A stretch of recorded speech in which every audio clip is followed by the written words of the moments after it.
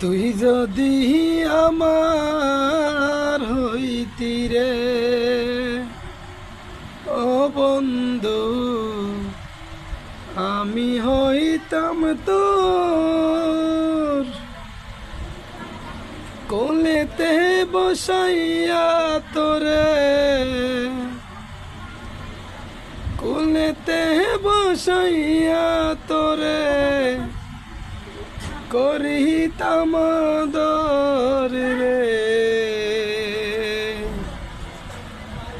তুই যদি আমার হইতি রে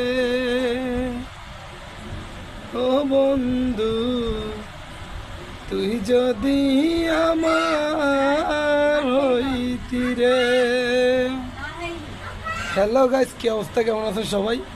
হয়তো আলহামদুলিল্লাহ সবাই ভালো আছেন। আপনারা বলবেন যে ভাই এইটা এত বেদনা বা দুঃখজনক গান গেয়ে আবারও কেন আপনি হাসি মুখে এই কথা বলতেছেন।